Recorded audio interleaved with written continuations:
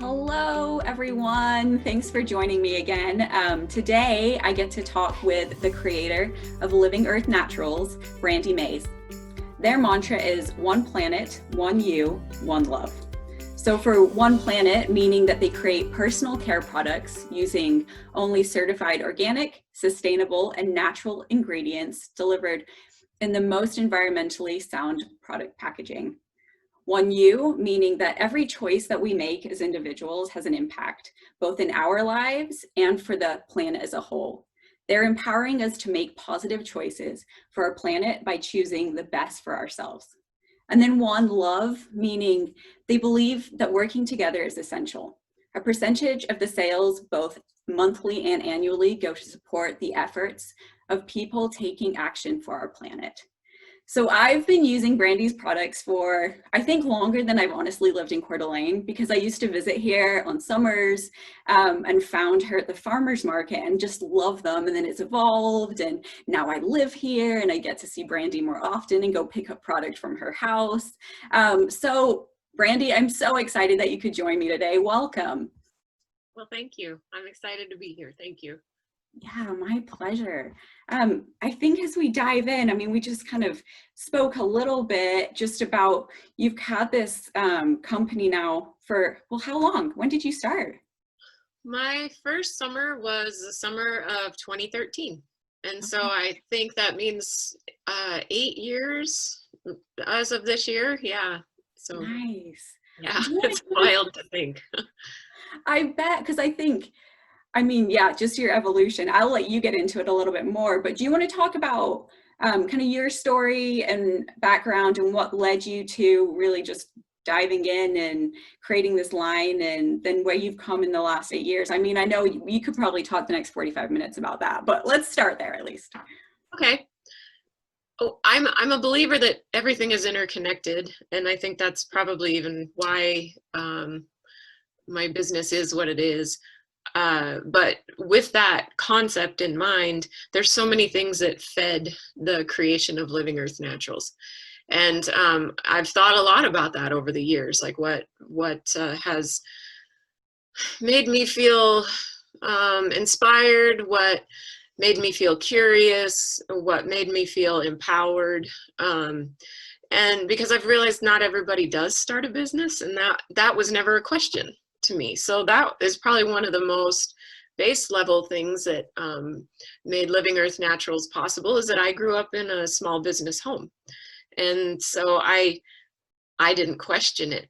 It was just, it's one of the options on the table for life. And so I've realized that because myself and all of my siblings have done that. And it really made me recognize that influenced us, as on a very subconscious level, to think about what was possible. That's a really good point, though, because I think that's, I wasn't raised that way. So I Yeah. think me even diving into this, I've had to change the stories that I tell myself to be like, there's plenty of people that they believe in themselves and they find that mission and that drive within themselves, and they go out there and they make it happen. And I admire people like you for being able to do that. So anyway, Well, sorry. yeah, it's a journey, um, and it is interesting to recognize, that that's not something we're all comfortable with, and so I do see that way of being raised, like, I didn't think twice about it. So that was nice, I guess, in one regard. Yeah. Um, but then, another thing from my youth is that I grew up in a very pragmatic home, and my mother grew an incredible garden, and grew. I mean, I don't even know what we got store bought, for food for the longest time. We very much a DIY home. She grew everything and canned it, and so as soon as I had a home, that was something I immediately started doing. Amazing. And I think that might be what then launched into a curiosity for me, which was learning about the plants around me. And I think nothing's necessarily a weed. I know there are some that are more pervasive and maybe more challenging to deal with, but I started to find myself, because I was having a relationship with a garden and the plants are, that I was consciously cultivating, I became more curious about the plants that were around me on a regular basis, and what I was seeing in the forest as I was walking, and I wondered what their capacities were, what their characteristics were. Right. And so I started studying herbalism. Okay. Because I just wanted to know. I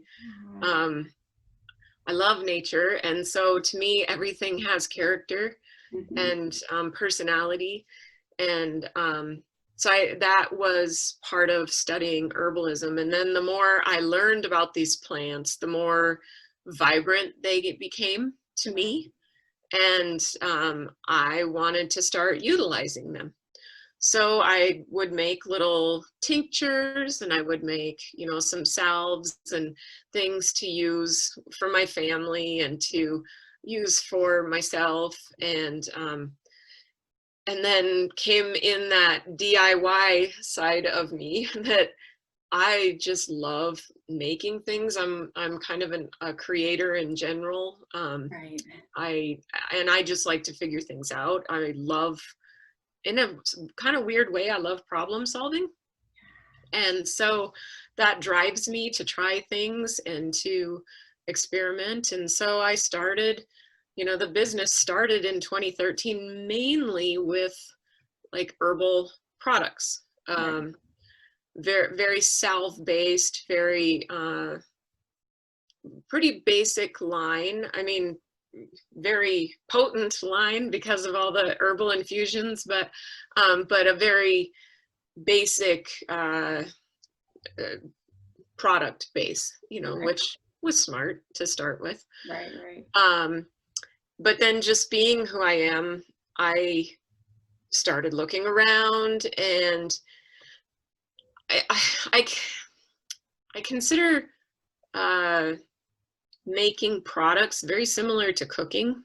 Oh, yeah. Where once you start to understand the characteristics of your ingredients, you can understand how to work with them and blend them. And so that became another driving piece, where I would see a product that, like I would go to the grocery store and I'd see toothpaste, and I'm like, dang, I don't like throwing away a toothpaste tube. I need to figure out how to make something to brush my teeth. And so that would motivate me to figure that out. Or I, would find a cream, because I do like to moisturize, and I would look at the ingredients and I'd be like, I want to figure this out, and that would motivate that next thing. I also love art and beauty. And so I think some of that started to feed things like, that's why I like soaps, because they're pretty. All your stuff is pretty. Yeah, I love it all. I'm like, I have them all here. I'm like, I just love it for the colors. And well, and that's why I have so much color and things, because like I love vibrant things in nature. I love flowers. I love plants. I mean, to me, the earth is full of color, and so to accurately represent it, I have to embrace. I don't have to. I do embrace colors and even textures, right? And I'm curious when you compared it to cooking, because I love cooking. Yeah. What is kind of your methodology of going? Is it, oh, this scent would go well with this scent, or do you kind of come up with the concept of what you're trying to accomplish? Like, I want something to clean my teeth, and I know that this is good for it and this is good for it. Are you looking more at, I guess it's a combination of everything, or I'll let you talk a little bit, but what are you looking for in each of the pieces to put them together? I don't even know what it takes to make this. So certainly in the beginning, I will research a ton before I start into anything. And research, includes reading on ingredients, or, what's good for, so like take the tooth powder, what's good for oral health. I read a lot about the tooth enamel and where it's at on the Mohr scale, and making sure that I was, picking ingredients that weren't going to harm the teeth as well. Because that can happen very easily with using clays if you're not careful, or like a diatomaceous earth or something like that that's harder than your tooth enamel. So there's that, where I'll do a lot of research. I am always looking at what other people are doing. Okay. I think we're all feeding each other constantly, and we kind of spur each other along in creativity that way. And so I will look at what other people are doing. I will try things, and I become my own guinea pig. My family becomes the guinea pigs, and then I'll refine. Yeah. And that's like kind of from the product side. When it comes to and they're also unique, like blending scents and flavors. Oh my goodness. That is a continuing journey. I love essential oils, and but they honestly, they kind of scare me at the same time, because you respect the power that comes, and especially in essential oil when it's so reduced. And so I'm like, what is this? Am I going to create like a little bomb here? And I mean, of course, that's where the research comes in and whatnot. But with cooking, I feel comfortable with like, la, la, la, la, la. But with essential oils and herbs, I respect Mother Nature. Yeah. Like, she's got it figured out, but they also did harm for needs as well as good, right? Yeah, as they needed to. So yeah, interesting. Yeah. So when you started back in 2013, you kind of refined down these couple of products for yourselves, and that's where you're like, okay, here we go, we're ready. Is that right? Yeah, here's this offering, give it a whirl. Yeah. I started at the farmer's market, and I think that is also a big piece of how I grew up. Like, I just believe in markets. I believe in farmers markets. I believe in small business and local, and I believe in it for the people, and I also believe in it for the planet. Like, as much as we can be supporting and sourcing locally, the more we reduce our impact. And so it fit every bit of how I knew to initiate and move forward. And my goodness, do I love the people there. I love the market, and will be forever my family. And so, yeah, I thought, I'll throw it out there and give it a whirl. And it was great. Shantaya was 4, I think. So it was a really fun place for my daughter to be little, and to just present my new passion, my new, it's a creation, I guess. With having my daughter, I realized my business is also one of my babies. And you kind of put it out there with this love and tenderness, and then keep going and try to find it, and then it develops in its own regard too.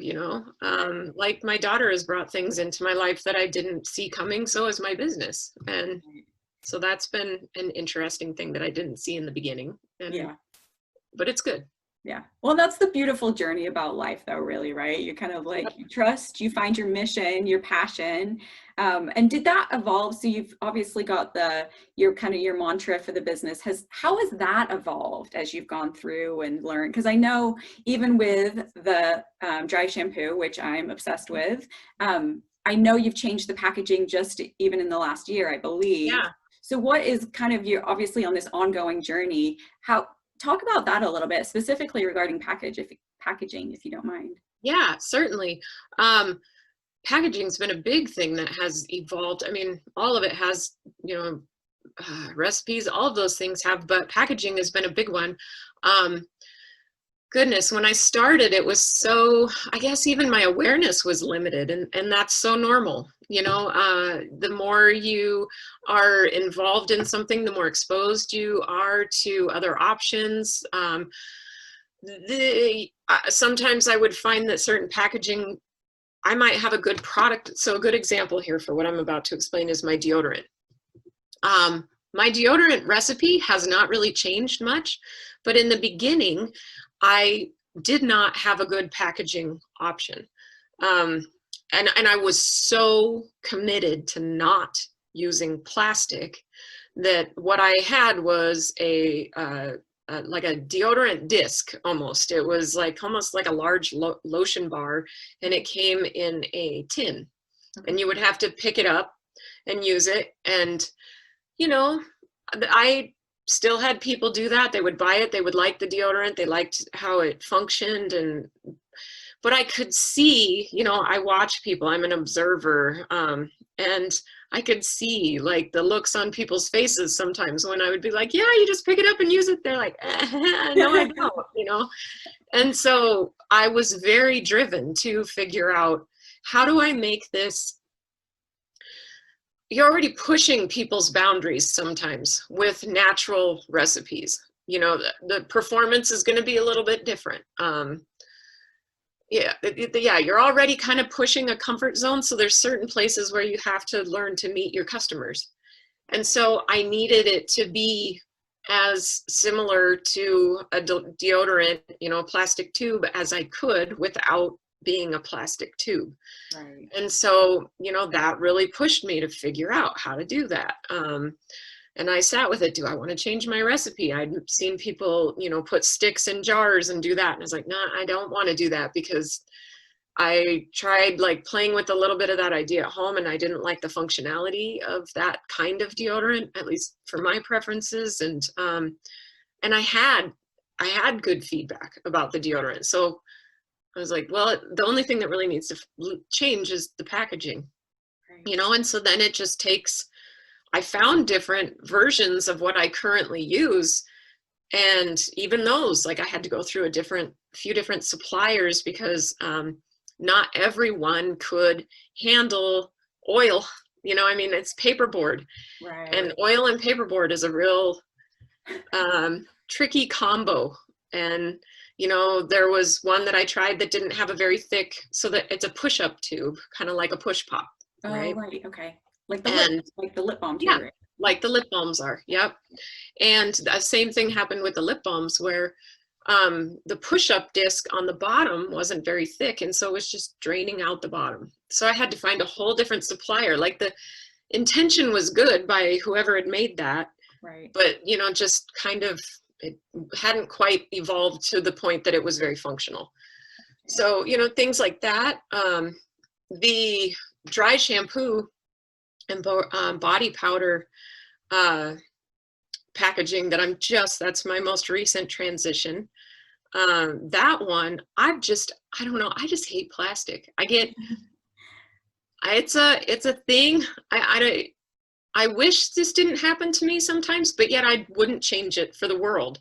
Every time I see a piece of plastic that I interface with, I feel responsibility. I really do.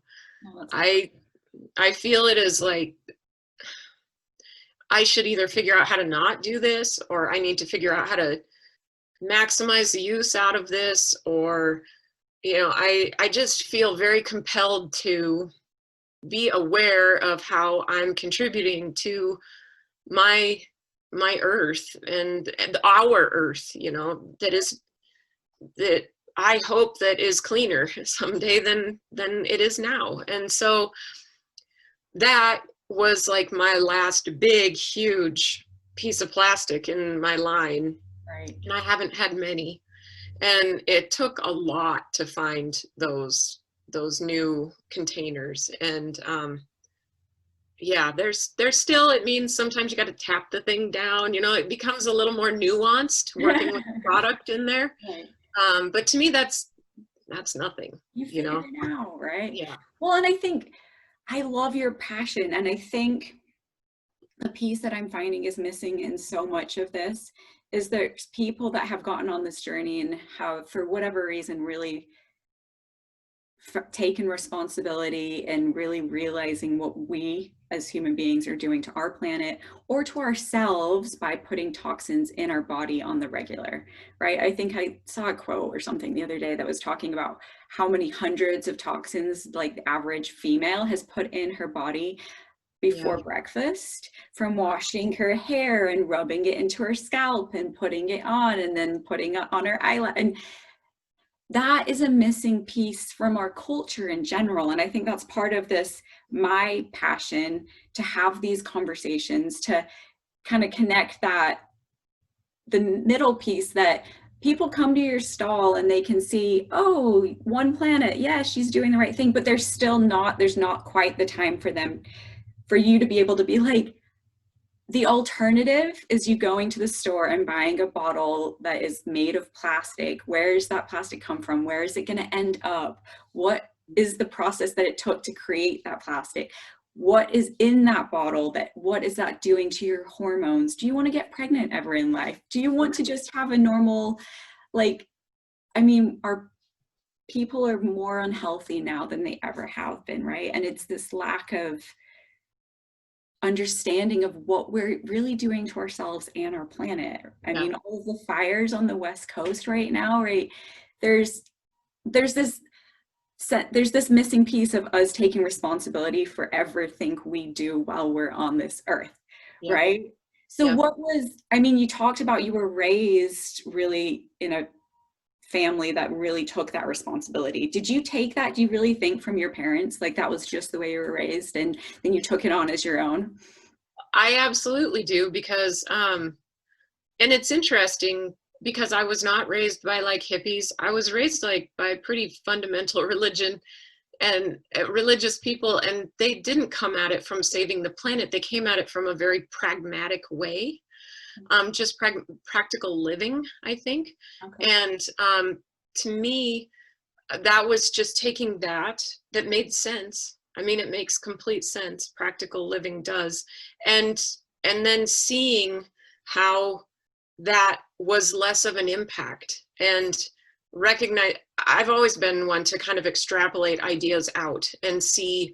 I'm fascinated by the ripple, like by what happens when you do this, how does that manifest? And I mean, sometimes I can't sleep at night because I'm thinking about things like that, whether I'm concerned or whether I'm just blown away and in awe of it.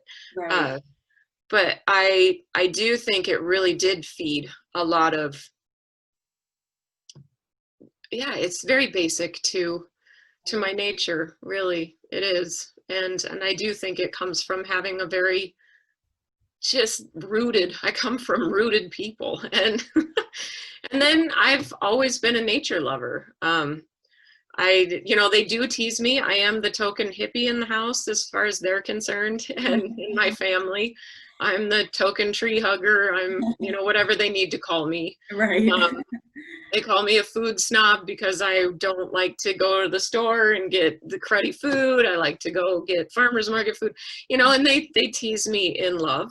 Right. Um, Right. but I certainly have taken some of those very basic things that I learned, through observation and just family living, Mhm. and taken it to the level that it makes sense to me. Yeah. I love that, because I think even talking, like my grandparents, I was raised in England. So my Hmm. grandparents were very much like war era. They weren't into, saving the planet. They were into, we're being frugal. Yeah. We've got our huge garden outside. Why would we go to the store and buy whatever? I can make it right here. I Yeah. can reuse this mason jar over and over again. I don't need stuff everywhere. And then this evolution of just kind of the last like couple of generations of stuff, media. I was actually even talking to a coworker, and so we've all been working at home for a while. And she started to go into the office a little bit. And she said, while I was at home, my shopping had really stopped. I wasn't looking to shop as much. And then I started to go back into the office and I'm looking at, oh, look at her shoes and look what she Yeah. saw. And I'm distracted. And it was funny watching her have the revelation of like, this stuff has suddenly become back into my periphery as I'm comparing myself and as I'm not just at home and like not able to go out and shop. So COVID, I think, for those of us that are really sitting and being like, I truly believe everything happens for a reason, good or bad. Yeah. And what is it teaching us? How can we grow from this? Yep. Yep. How can I become a better person from this? Right. And it's Yeah. inspired me to do this. But yeah, it is interesting to it doesn't have to be coming from I'm a hippie, I'm a tree hugger, because my Right. family calls me the same and I've learned to embrace it. You know, I'm like, of course I am. This is who I am Yeah. and I'm proud of it. Damn Yeah. it. Yeah. um, it's yeah, it's simplifying. It's getting rid of the noise and then keeping ourselves clean, because those toxins that we're putting in our bodies.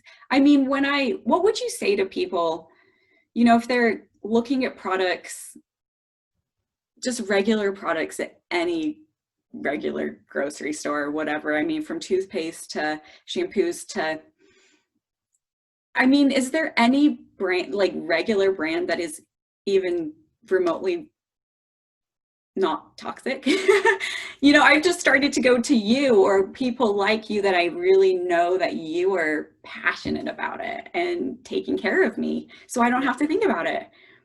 I don't know if you can get that large and hold that integrity. I mean, I'm sure there are some brands that are probably using less, less toxic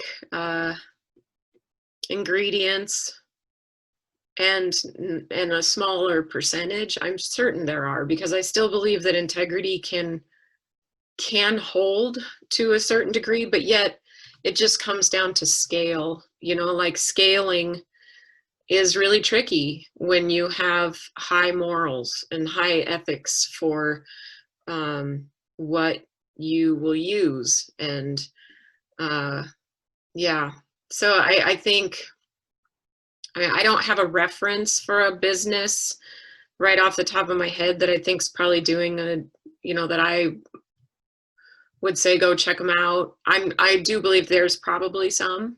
Right. Um, But but I also know, with that said, like the flip side of that coin is just like organics owned the idea of organic, there's a lot of manipulation about what's natural, and so it does take a little investigating and being aware, because I don't necessarily want the word natural to be regulated right. like organic is, and yet anything can become a marketing piece, and that I've certainly laughed at times when I read all natural and I flip it over and I'm like, really? Oh, okay, no thank you. Well, that's And even, isn't it, can it be the same with organic even? Isn't there like enough wiggle room that people can say organic, but there's a way around it really being true organic? I don't even know what true organic means, but I see organic and I want to trust it. But on certain products in like the general store, I really don't trust it anymore. yeah. I mean, is that right? Well, the word organic is regulated by the the FDA, Food and Okay. Drug, or the USDA, and it only applies to food products. And so, I would almost say it's still an integrity thing, because yeah, once the government starts to regulate something, in a way they can crack down and require certain certain standards, and I can see that as having validity, and being necessary. We live in a really big world with a lot of people, Right. and so in a way I can see that. And some people say, well, it's a money-making thing. I can see that too, but I do know that if you're actually using the word organic, you have to meet their certifications. Okay. And like Killarney Farms at our market is a really good example. They exceed the USDA organic standards, and they qualify for it. They've gone about making sure that they can call themselves that legally. Okay. And I don't want to get into the argument of whether that should be made legal or illegal. It just is what it is. And sometimes, I don't know, it's not always worth arguing. It's worth figuring out how you can raise your your bar and, you know, make your standards high. And Right. And I yeah, think also like making connections with your sources, yeah, right? Like certainly. getting to know the people that are doing it well and are like having these conversations with the people that are making your products. I mean, like she is passionate about it. Yeah, Brandi is not going to put anything less than amazing in my products. I think that's the exciting piece to me. It comes again to the responsibility on yourself, but the empowerment. I don't want to come at any of this from a negative place. It's an right. opportunity for all of us to, you know, start asking questions and just be conscious about what we should be asking. You Yeah, know, like yeah, I think that's really where I think we can start making little shifts in just the things that we do and start, yeah, vibrating higher, not yeah. lower. And how we engage is our way of you know, engage with one another and engage with our purchases, even is some of the ways that we can encourage one another Right. to come up to a higher standard and to support each other when we are making those choices. And yeah, making connections is a huge part of that, and being present with it, you know. Right. Yeah. No, I love that piece more and more. And being in Coeur d'Alene now for a couple of years, just the sense of community. And Yeah, this is how I want this next chapters of my life to be yeah, community, finding, you know, the people that are supplying the life. yeah. So going back to your products a little bit, I mean, you've got so many. I literally have like tins here and lotions. I was like roaming around the house and I'm like, what else do I have? Look at all this fun stuff. But what are your favorite? If you were to say like your top 3 favorite products of your own, what would you say they are?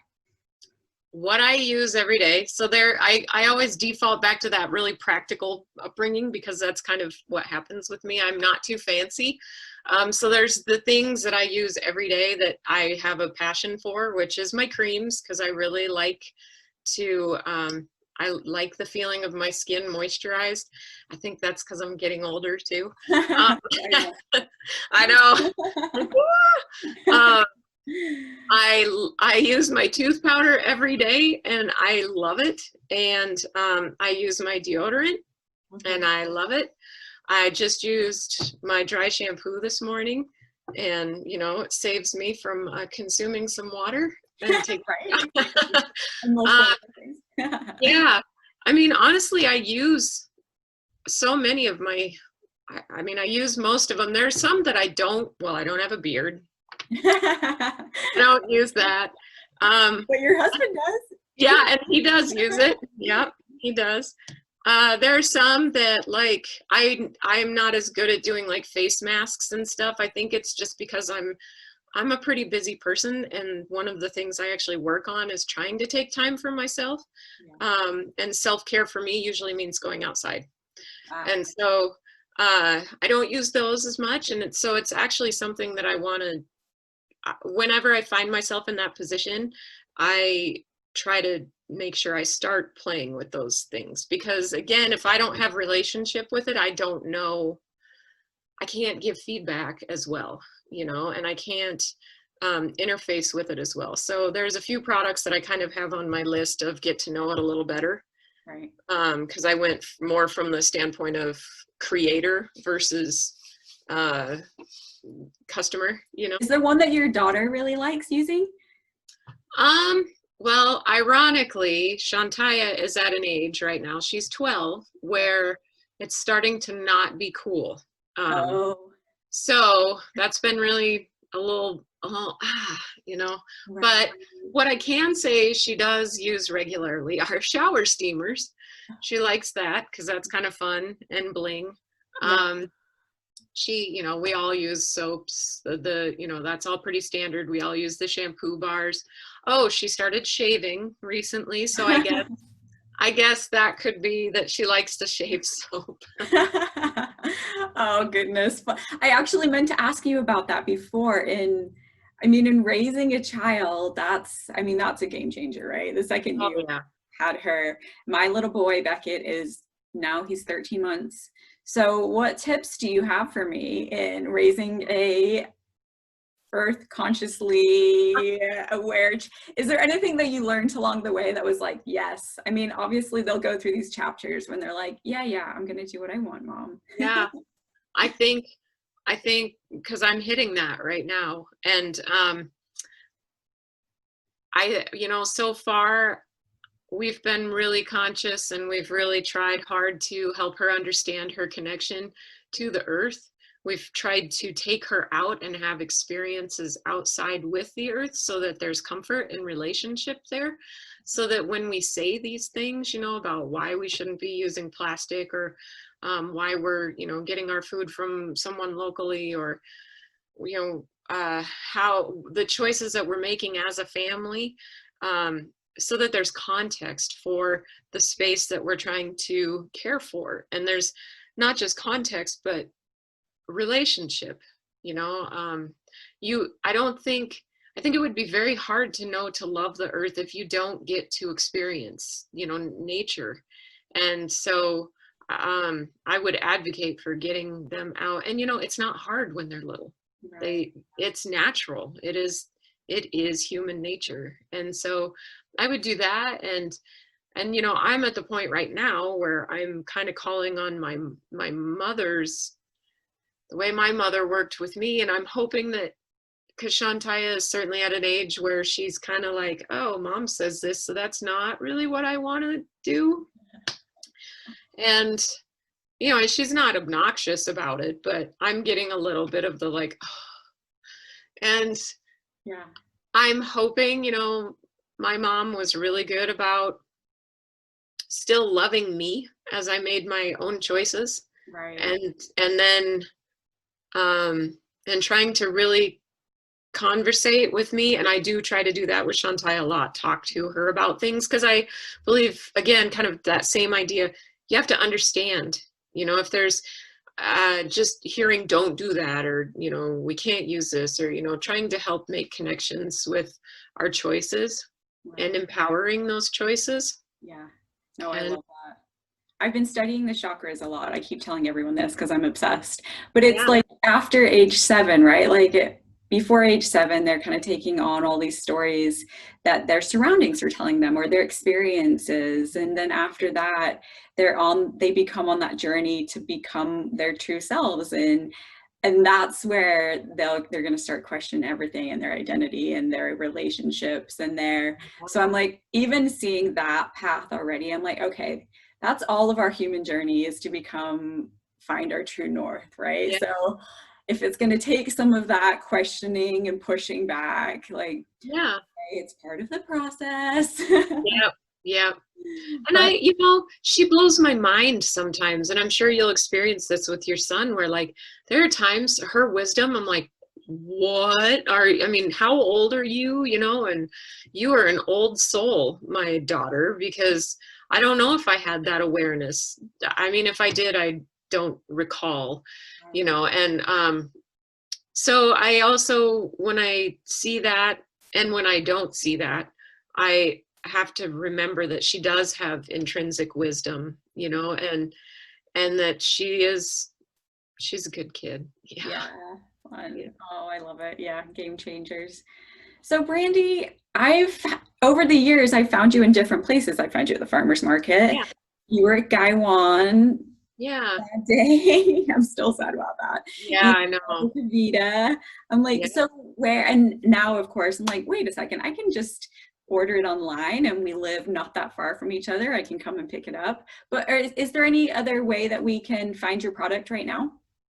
Well, man, just like you said earlier, with COVID being the great rearranger that it is right now, yeah. No, I'm online, and that's been a big journey. This has been, I think that's kind of, I referenced earlier, like how the business brought things into my life that I didn't anticipate. Gosh, I mean, that goes from people to places to now learning experiences. And I used to think I didn't know much about online, and I am now like getting really good at like the back end of a website, and I'm getting good at learning how to work with marketing tools, and I had a lot of resistance to that in the beginning. And it's I talked to you about this before we started recording, where I had a couple Zoom experiences that really made me change my mind about the potential for connecting that way. Right. And I am looking at that through my business lens now too, where I am trying to continue to stay available to my local customers. Right. And I'm also allowing myself to expand into a larger customer base through online, and connecting with people that are interested in supporting sustainable packaging and sustainable care products, and are recognizing that all of these things are connected. And so right now I am online. I typically would be doing the farmers market. This year we've had a lot in our family this year. I've referenced it a little bit in my business. We lost a family member, and it's been a big journey. And we have had COVID, and I had to get a full-time job. And so I have, because of the business changing so much, and it's just, I've had to get really clear about the things that matter to me in my life. Right. And my family has been a big piece right now. Right. And so I decided to pull back a little bit and give myself 1 year to observe all of these changes, to work with them in the best capacity that I can, and to be open to new ways of doing things. Right. And then I'll look at it again next year. I did, there were a few shows that I was curious if I'd be able to do, because I've done arts and craft shows as well in the past, and all of them have been canceled this year. And so that's just been kind of a wild trip. Yeah. So yeah, that's right now I'm online. Which is, I mean, what isn't, right? Like, that's perfect. Yeah. Everyone's online. I mean, go online. And what's your website? I should have it right. It's livingearthnaturals.com. Oh, easy enough. And I'll put it in our show notes too and link you all. But I think it's beautiful to also have these conversations and realize how we're all experiencing and receiving this time differently as we're processing. Some people, such as myself, it's more like, this is what I needed. Like, this is your go, Gemma. Like, people need education. Let's start having awesome conversations and creating community. Whereas other people, it's like, this is a kind of a time to surrender and listen and receive and process, and just being okay where you are. I feel like there's a lot of people kind of fighting more, and it's like, just go, like, flow is more like, once it feels like pushed. I'm speaking very hippie terminology, of course. Oh, but it's true. It's that push doesn't get us anywhere, No. So it's just beautiful to see even just how you and I are experiencing it differently, and being able to, like, really just be with that. And what's interesting is, like, so I got a full-time job, and what's been really, I don't know, I really do believe in so many things for a reason. I'm working in the only place that I probably would be okay to work outside of my business. I am working in a community of people that are so supportive and caring, and it's a small business. It is a small family-owned business that they started in their garage, and I am learning immense amounts. And they are an environmentally aware business. They are a socially aware business. And, that's kind of the way I educate anyway, right, is through observing.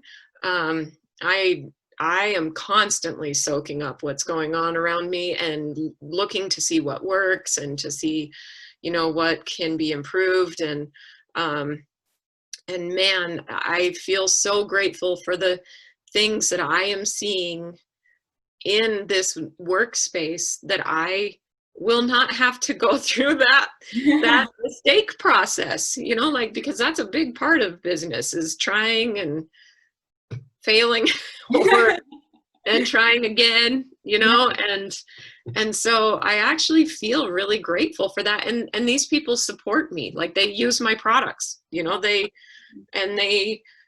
I have been supportive of my business. They've been supportive of my family. And so I'm really grateful. And, it allowed me to have some financial stress pullback, which has actually allowed me to open up to new ideas with my business.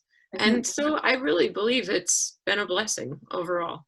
Oh, I love that. I love that. Yeah. And I think that sometimes being like, at first, something that feels like not a great thing blossoms into, of course, this was meant to be. Yeah. Of course, like a whole nother weight has been lifted so that I can see the other door that just opened, or however you want to say it. But oh, I love that. Yeah. Yay. Sometimes I laugh because I'll find, that hindsight kind of idea. I will find that I'll have been asking for certain things, I will have been reaching for certain opportunities or growth pieces. And yeah, you don't always recognize them when they show up, and then they do. And when you can finally go, oh, wow, this is actually filling what I had been looking for. This is actually, how else was I going to learn this? I don't know how I thought I was going to, but this is certainly filling that. And so, yeah, it's been good. I love that. Yay. Yeah. Is there anything else you want to share with us or kind of tell us about, or just in your world right now? Gosh, support small business. It's I would advocate for that over and over and over. It's I find sometimes one of the things that's been a little bit challenging is that our country kind of has a romance with small business. Right. And we're made out to be, like entrepreneurs and everything, to be these heroic, brave figures. But man, you don't get anywhere without the support of people around you. And it's not, I don't always see it in practice. I see it more sometimes in idealism. And so support small business, support it any way you can, and make those connections, and share it with your friends and family, and encourage people, with, like, as far as my business particularly, and one planet, one you, one love, and my mission is to help people connect personal and planetary care. Like, I just don't see them as separate. And I hope that we can, as we interface with other people, help them remember that their true essence is so natural, and who they are is enough. And that, simple things, simple self-care, simple care of other people is actually a great gift to give to one another. And to do that, to cultivate kindness and compassion, and being brave, and pick up garbage. I mean, things like that. Just, yeah, we really do have choices, and we make more of an impact than we give ourselves credit for. Right. Well, and I think the world, it's so busy, and I catch myself in it, right? Like, Amazon is right here, and I can order it, and it's going to be here in 2 days. Like, Costco is right there, and but then you catch yourself in like, what does that mean? Like, everything has its place, right? I'm not like demonizing anything, but be conscious, like, where's that straw going to end up that you're using? Right. Look at that trash on Tubbs Hill. Like, it's just bringing ourselves back, right? There's so much noise, but it's just bringing yourself back to like that simplicity. What's really important to you? Family, the earth, like, that's the beauty in it. Is like, where's your alignment? Oh, it feels so liberating too, right? Yeah, it really is. It really is. Yeah. Because we are not the things we accumulate, and we don't take it. That's been such a big piece of my family's journey with losing a loved one, is there's been so much reflection on that, and And he actually was trying to start he had started a garbage and recycling service way out in the middle of nowhere, Alaska.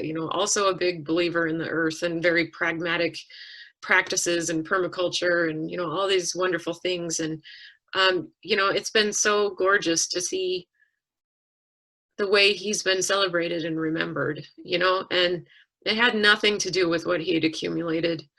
It had everything to do with the way he engaged with other people and his community. And that's really what we've got, No, for sure. and it's what we have to give. It is the only thing that will carry forward, is how we treat each other. And that does come down to how you treat yourself, you being very conscious of the way you speak to yourself and the way you care for yourself, and it reflects out. And No, well said. That's so beautifully said.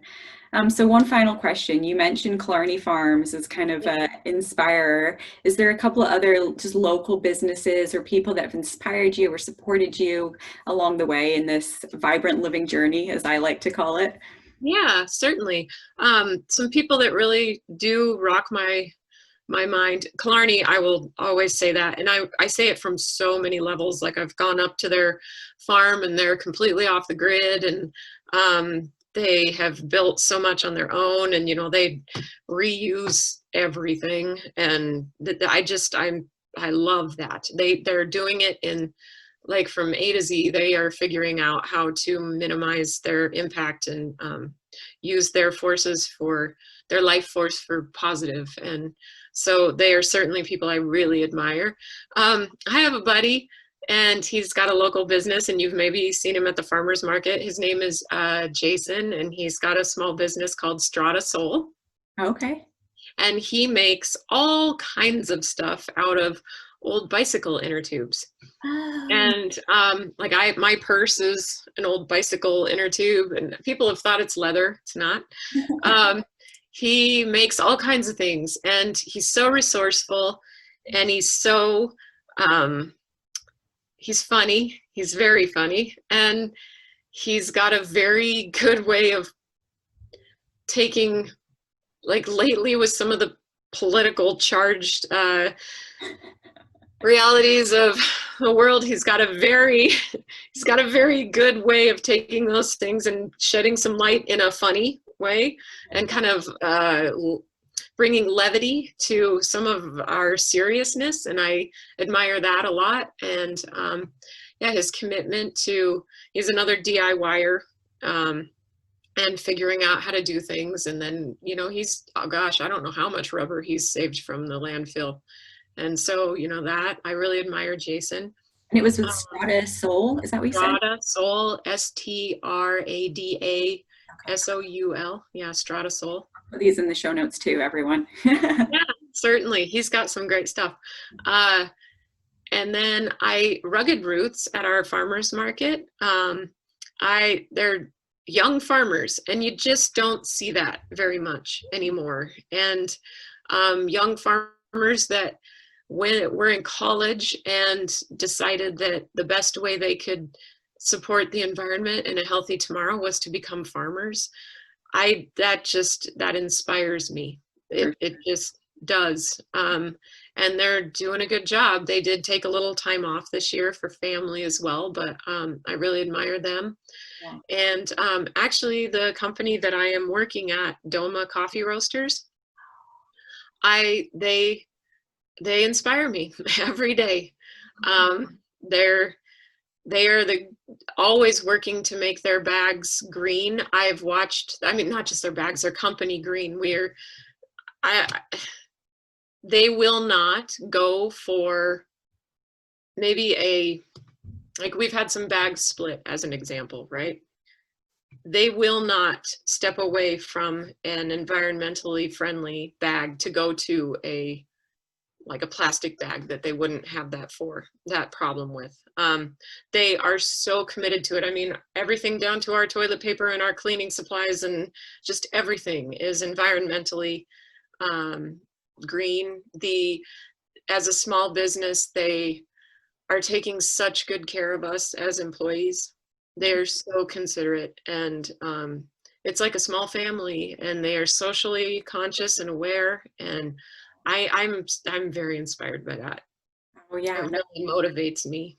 Even when I talk to them, again, it's one of those little nuggets. It's funny that you say them, because when I've talked to them at the farmer's market, and at that point, it's like very short interaction of like, I would like this, please. And then they Yeah. make it. But I've heard some of them talk, and it's that passion. You've got it. Like when you start talking about your product, and it's like this energy that's like bubbling out, because you found your purpose, and you're like just glowing. And I love that. So I love that you said them. I'm like, and I love that I'm going to get to have conversations with these people soon. Yeah. Hopefully. Yeah, and They're it's on so board. good.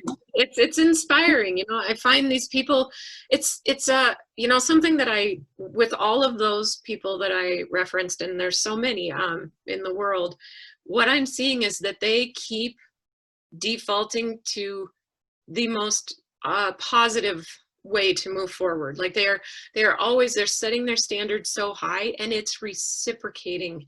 They have businesses that are flourishing, and it just goes to show that positive energy will come back. It takes time. It's organic. I mean, businesses are an organic process. Right. um, but it's really neat to see that, because when there could be a choice to make it easier, or go with a less safe or less responsible option, they just keep saying no. And you can see it. I mean, Killarney, there's a line every week. Gosh, right around the like, yeah, Yeah. totally. and, I go to and them on Wednesdays where the line is a lot shorter. yeah, I try to get there really early. So yeah, but so it makes me happy, because I do see that those things, people notice, Yeah. and No, and for it's sure. supported. Yeah. Well, whether people speak energy or not, you can feel it, right? There's some Yeah. magnetic like connection to people like that. You're like, I don't know what they've got going on, but I want some of it. So, oh, I love that. Oh, this was so great. I have been so excited. I'm probably like your creepy customer that's like on Instagram, like, hey, Brandi, how's it going? And you're just like, leave me alone. I'm going for a hike. Appreciate it. It's nice for me to have that connection. It's because that's what I want to do, is have us all know that we're working together. Yeah. We really are, and that's where our power is. As individuals, but in community even more. And so. No, for sure. Right. And especially in years like this, like life was never said that it would be pain free. It sure isn't. No, but it's how we deal with the struggles and yeah. persevere and like thrive. Right. That's the joy in growing. And yeah, I have a quote from your website that I wanted to kind of just close with, because I saw this and I'm like, oh, this is so awesome. So the question is not, can you make a difference? You already do make a difference. It's just a matter of what kind of difference you want to make during your life on this planet. Julia Butterfly Hill. Yeah. And I got the goosebumps, and I know that quote inside and out, and I get the goosebumps every time. I know the fact that her middle name is also Butterfly. What? And her story is amazing, and yeah. I saw that today. I'm like, oh, so great. Oh, thank you. Honestly, this has been an absolute pleasure. Thank you. I appreciate you taking the time to do it. So, certainly. It's been very, very pleasant. Thank you. Thank you.